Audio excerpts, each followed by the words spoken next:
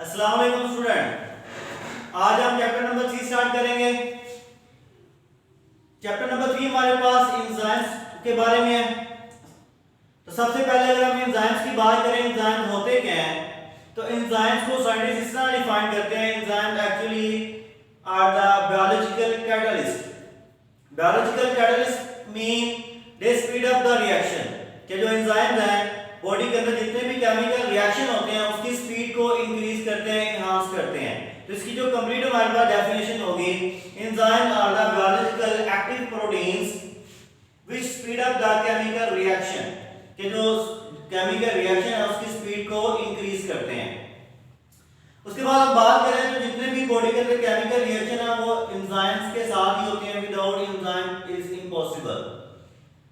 अब जो एंजाइम्स हैं, जिस तरह की हमने डेफिनेशन में भी बात की है कि किससे मिलकर बने होते हैं, एक्टिव प्रोटीन से मिलकर बने होते हैं। दुनिया के अंदर जितने भी एंजाइम्स हैं वो प्रोटीन के बगैर जो है ना वो नहीं बनते, वो जरूरी है कि वो किस चीज से मिलकर बने हो, प्रोटीन से। अगर हम बात करें इसके अलावा स्ट्रक्चर की, एंजाइम के स्ट्रक्चर के अंदर हमें जो है ना वो यहाँ पे एक एंजाइम मॉलिक्यूल मिलता है, उसके अलावा यहाँ पे एक्टिव साइट है, कोफैक्टर है और सबस्ट्रेट है। अब हम इसको जो है ना वो डिटेल से डिस्कस करेंगे, हर एक का क्या फंक्शन है। स्ट्रक्चर ऑफ एंजाइम्स के अंदर अगर हम बात करें तो एंजाइम के अंदर नंबर 1 पे आता है ग्लोबुलर स्ट्रक्चर। ग्लोबुलर स्ट्रक्चर के अंदर जितने भी एंजाइम्स हैं वो 100 ऑफ अमीनो एसिड से मिलकर बनते हैं। जितने भी एंजाइम्स हैं 100 ऑफ अमीनो एसिड जब मिलते हैं, ज्वाइन करते हैं आपस में, तो एक ग्लोबुलर स्ट्रक्चर बनता है, जो है ना वो गोल सा स्ट्रक्चर बनता है। इसलिए हम उसको क्या कहते हैं, enzyme are composed of 100 of amino acid. जब अमीनो एसिड आपस में ज्वाइन करते हैं तो एक ग्लोबुलर स्ट्रक्चर बनाते हैं। अब ग्लोबुलर स्ट्रक्चर के बाद आता है एक्टिव साइट, जो कि हम यहाँ पे डायग्राम के अंदर भी जो है ना वो देख चुके हैं। ये हमारे पास एक स्मॉल पोर्शन है, इसको हम एक्टिव साइट कहते हैं। एक्चुअली होता क्या है कि ये हमारे पास जो एक्टिव साइट है, एक्टिव साइट जो है ना वो एक स्मॉल सी कैटालिटिक एक्टिविटी जो है ना वो है, जो एक बहुत जो है ना वो छोटे से पोर्शन के ऊपर जो है ना वो रिस्ट्रिक्टेड होती है। जो क्या होती है कि एक स्मॉल पोर्शन के ऊपर रिस्ट्रिक्टेड होती है, और एंजाइम जो है ना उसको एक्टिवेट, जब भी सबस्ट्रेट आगे यहाँ पे अटैच होगा तो ये रिएक्शन को क्या करेगी, स्टार्ट कर देगी। इसे हम कहते हैं the catalytic activity restricted to a small portion of enzyme called active site. अब यहाँ पे मैंने आपको जहाँ पे ये कलर वगैरह, ये हमारे पास एक्टिव साइट है, और बाकी जितना हमारे पास ये सारा एक मॉलिक्यूल पड़ा हुआ है एंजाइम्स का। तो एंजाइम्स के ऊपर एक स्मॉल पोर्शन होता है जिसको आप एक्टिव साइट कहते हैं, जहां पे आगे सबस्ट्रेट में अटैच होना होता है और जो केमिकल रिएक्शन है वो स्टार्ट होता है। उसके बाद हम बात करें, जो एक्टिव साइट है वो सिर्फ चंद अमीनो एसिड से मिलकर बनी होती है। बाकी जितने भी अमीनो एसिड हैं वो एंजाइम्स की जो मॉलिक्यूल है उसकी फॉर्मेशन करते हैं। जो एक्टिव साइट है, एक्टिव साइट सिर्फ चंद अमीनो एसिड से मिलकर बनती है, बाकी जितने भी अमीनो एसिड हैं वो एंजाइम्स का मॉलिक्यूल जो है ना उसकी फॉर्मेशन करेंगे, उसको जो है ना वो प्रिपेयर करेंगे। उसके बाद हम बात करें सबस्ट्रेट की। हमारे पास जब कोई भी रिएक्शन होता है स्टूडेंट, उसके नीचे में हमारे पास दो चीजें होती हैं। एक तो जो आपस में चीजें रिएक्शन करती हैं हम उसको रिएक्टेंट कहते हैं, और रिएक्टेंट जब रिएक्शन करते हैं तो उसके नतीजे में हमारे पास एक जो है ना वो फाइनल जो है ना वो एंड जो है ना वो टर्म बनती है, हम उसको प्रोडक्ट कहते हैं। तो यहाँ पे हमारे पास जो सबस्ट्रेट है वो क्या कर रही है, एज अ रिएक्टेंट के तौर पे काम कर रही है, ठीक है। अब जो हमारे पास रिएक्टेंट होते हैं इसलिए हम उसको क्या कहते हैं, यहाँ पे सबस्ट्रेट कहते हैं। एक्चुअली सबस्ट्रेट क्या है, सबस्ट्रेट ने जाके एंजाइम्स के ऊपर अटैच करना है और फिर जो है ना वो केमिकल रिएक्शन स्टार्ट होगा। उसके बाद हम बात करते हैं कोफैक्टर की। जब हमारे पास ये एंजाइम है और ये सबस्ट्रेट है, अब इस रिएक्शन को स्टार्ट करने के लिए some time non protein part की जो है ना वो जरूरत पड़ती है। वो नॉन प्रोटीन पार्ट हमारे पास क्या होता है, कोफैक्टर होता है। वो नॉन प्रोटीन पार्ट हमारे पास क्या होगा, उसको हम कोफैक्टर कहते हैं।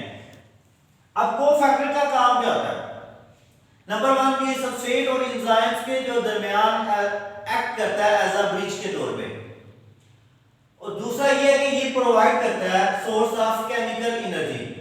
ये जो केमिकल एनर्जी प्रोवाइड कर रहा है यहाँ पे कोफैक्टर ये बहुत जरूरी है यहाँ पे रिएक्शन को स्टार्ट करने के लिए। अगर ये केमिकल एनर्जी प्रोवाइड नहीं करेगा तो रिएक्शन जो है ना वो स्टार्ट नहीं होता, स्पीड अप नहीं होता। यहाँ पे पहले हमने बात की कोफैक्टर के, यहाँ पे मेरा दो फंक्शन हो गए। एक तो उसने क्या करना है, act as a bridge between substrate and enzyme. दूसरा ये कि ये प्रोवाइड करेगा सोर्स ऑफ केमिकल एनर्जी। अगर ये केमिकल एनर्जी नहीं प्रोवाइड करता तो जो रिएक्शन है वो स्टार्ट नहीं होगा। उसके बाद हम कोफैक्टर की ही जो है ना वो टाइप्स की बात करते हैं। कोफैक्टर के हमारे पास तीन टाइप्स हैं। नंबर 1 पे एक्टिवेटर्स है, नंबर 2 पे प्रोस्टैटिक ग्रुप है, नंबर 3 पे हमारे पास कोएंजाइम है। अब देखें एक्टिवेटर हम उसको क्या कहते हैं जब जो कोफैक्टर है वो डी अटैच हो जाता है एंजाइम से, जब ये अलग हो जाता है तो हम इसको एक्टिवेटर्स कहते हैं। क्यों? क्योंकि इसने बाद में जब अटैच होना तो ये एक्टिवेट करेगा, इसलिए हम उसको क्या कहते हैं, एक्टिवेटर्स कहते हैं।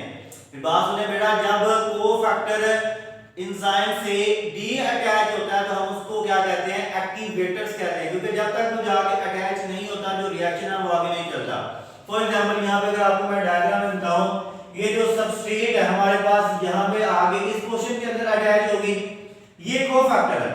जब तक ये आगे ये कोफैक्टर यहाँ पे जो है ना वो अटैच नहीं होता तो जो हमारे पास रिएक्शन है वो आगे प्रोसीड नहीं होता।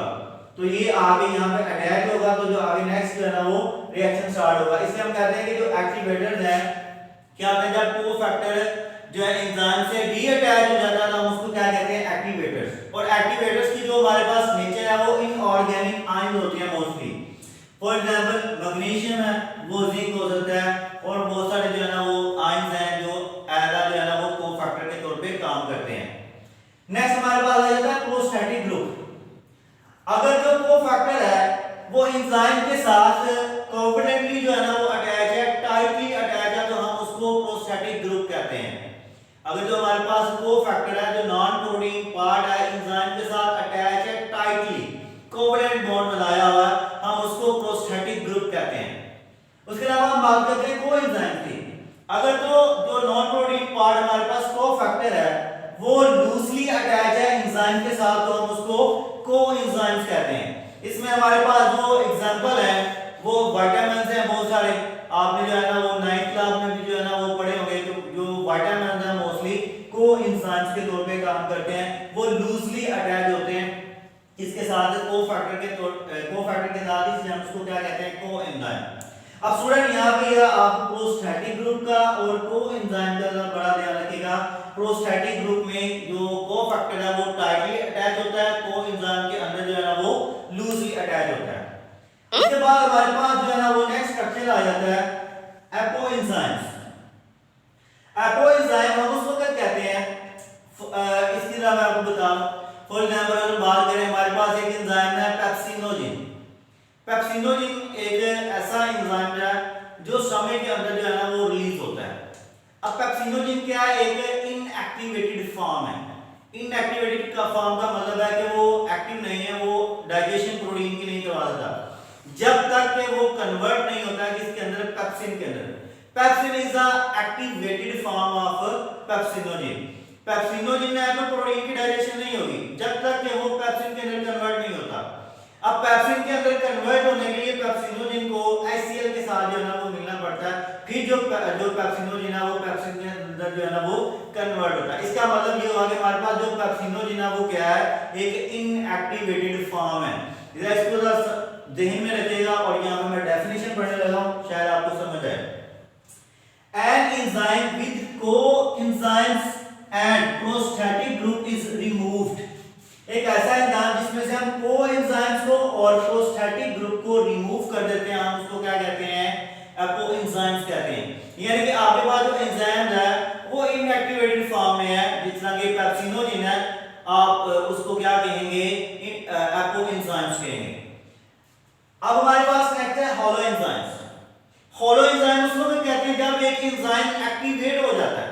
फॉर एग्जांपल पेप्सिनोजिन किसके साथ मिला, जाके HCl के साथ मिला और पेप्सिन में कन्वर्ट हुआ, उसने समय के अंदर जाके क्या किया, प्रोटीन की डाइजेशन स्टार्ट करवा दी।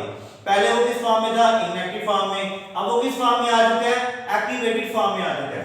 तो हॉलो एंजाइम क्या कहेंगे, an activated enzyme consisting of a polypeptide chain and cofactor. इसका मतलब है जब तक कोफैक्टर अटैच नहीं होगा तो जो वो रिएक्शन है वो स्टार्ट नहीं होगा, वो जो एंजाइम है वो एक्टिवेट नहीं होगा। पॉलीपेप्टाइड चेन यहाँ पे यानी कि हमारे पास क्या है, अमीनो एसिड्स की डिफरेंट चेन्स जाके जो है ना वो मिलती हैं। तो अगर हम बात करें, हमने बात की कि हमारे पास एंजाइम था कौन सा, पेप्सिनोजेन, उसके साथ क्या मिला कि कोफैक्टर के तौर पे HCl, तो उसने उस एंजाइम को क्या कर दिया, एक्टिवेट कर दिया। क्या किया, उसको एक्टिवेट कर दिया, इसलिए हम उस एंजाइम को क्या कहते हैं, हॉलो एंजाइम।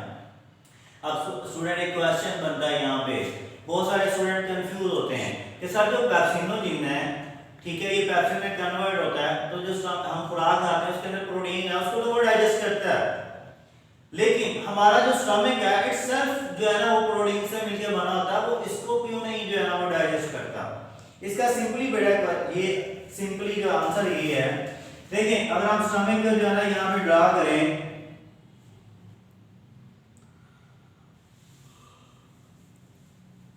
ये स्टमक है, स्टमक की वॉल जो है ना वो मस्कुलर यानी कि प्रोटीन से मिलकर बनी होती है, ठीक है, नो डाउट प्रोटीन का बना था, लेकिन नेचर ने इसके ऊपर एक लेयर बनाई होती है, उसको हम म्यूकस लेयर कहते हैं, ठीक है, क्या कहते हैं, म्यूकस लेयर। ये जो जब तक ये म्यूकस की लेयर स्टमक के अंदर इंटैक्ट है, ठीक है, उस वक्त तक जो पेप्सिन है वो स्टमक की जो वॉल है उसको डाइजेस्ट नहीं करता। नो डाउट स्टमक की जो वॉल है मसल से मिलकर बनी होती है, लेकिन मसल्स के ऊपर एक प्रोटेक्टिव लेयर है जिसको हम म्यूकस लेयर का नाम लेते हैं। जब तक म्यूकस लेयर जो है ना वो इंटैक्ट है, सही है, ठीक है, उस वक्त तक जो है ना वो प्रोटीन को वो डाइजेस्ट नहीं कर सकता, जो स्टमक की जो है ना वो मसल है उसको। बाकी अब जो इसके अंदर प्रोटीन पड़ी हुई है वो तो ये है जो हमने खाई है, तो इसको आगे वो क्या करेगा, डाइजेस्ट करेगा, लेकिन ये जो वॉल है ये इससे महफूज रहेंगी जब तक म्यूकस की लेयर जो है ना वो इंटैक्ट है। यहाँ पे अगर आपको मैं एग्जांपल दूं, कुछ लोगों को अल्सर होता है, अल्सर किस वजह से होता है कि जो म्यूकस की जो लेयर है वो डिस्ट्रॉय हो जाती है, जो म्यूकस की जो लेयर है अंदर पे यहाँ पे सोर बन जाते हैं, जख्म बन जाते हैं स्टमक के अंदर। वो लोग जब भी प्रोटीन जितनी ज्यादा खाएंगे HCl उतना ज्यादा सेक्रीट होगा, जितना ज्यादा HCl सेक्रीट होगा, तो फिर क्या होगा कि जो पेप्सिन और HCl यहाँ पे जाके अटैच होंगे तो जख्म के ऊपर जाके जब लगते हैं तो जलन होती है, ठीक है, जलन होने की वजह से आपको स्टमक के अंदर पेन होती है, वो इंडिकेट करती है कि जो स्टमक है उसके अंदर जो म्यूकस की लेयर है वो डिस्ट्रॉय हो जाती है। और अल्सर की आपने बहुत सारी कॉफी जो है ना वो एग्जांपल पढ़ी होगी, जो लोग जो है ना वो कॉफी पीते हैं उसकी वजह से अल्सर हो सकता है, यहाँ पे जो लोग बहुत ज्यादा जो है ना वो आप समझे कि अल्कोहल कंजम्पशन करते हैं उनकी जो है ना वो अल्सर की जो लेयर है वो डिस्ट्रॉय हो सकती है। अब ये एक अलग टॉपिक है, यहाँ पे समझाने के लिए आपको स्टूडेंट बता रहा हूँ कि जो पेप्सिन है वो इटसेल्फ स्टमक को क्यों डाइजेस्ट नहीं करती, लेकिन जो प्रोटीन हम खाते हैं उसको क्यों डाइजेस्ट करती है।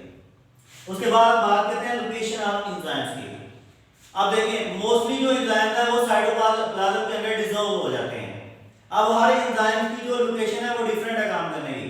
अगर हम बात करें फोटोसिंथेसिस होती है, फोटोसिंथेसिस के अंदर जो काम करते हैं एंजाइम वो क्लोरोप्लास्ट के अंदर आपको मिलेंगे। क्लोरोप्लास्ट क्या है, एक ऑर्गेनेली है हमारे पास। अगर हम बात करें जो हमारी रेस्पिरेशन है, रेस्पिरेशन को कंट्रोल करने वाले एंजाइम कहाँ पे होंगे, आपको एक ऑर्गेनेली के अंदर मिलेंगे जिसका नाम माइटोकॉन्ड्रिया है। उसके बाद अगर बात करें राइबोसोम यानी कि प्रोटीन की सिंथेसिस करवाने वाले एंजाइम आपको कहाँ पे मिलेंगे, राइबोसोम से मिलेंगे। हर एंजाइम की जो लोकेशन है वो डिफरेंट है, उसमें अपना जो काम करना है वो डिफरेंट करना है, लेकिन मोस्टली साइटोप्लाज्म के अंदर भी डिसॉल्व हो जाते हैं। कुछ हमारे क्या होते हैं कि कुछ नियर टू सेल यानी कि ऑर्गेनेल्स के अंदर मौजूद होते हैं जिनका काम क्या होता है, स्पेसिफिक होता है। तो स्टूडेंट ये था इंट्रोडक्शन हमारे पास एंजाइम्स का, और नेक्स्ट इंशाल्लाह हम जो है ना वो कल अपना नेक्स्ट लेक्चर जो है ना वो स्टार्ट करेंगे। अस्सलाम वालेकुम।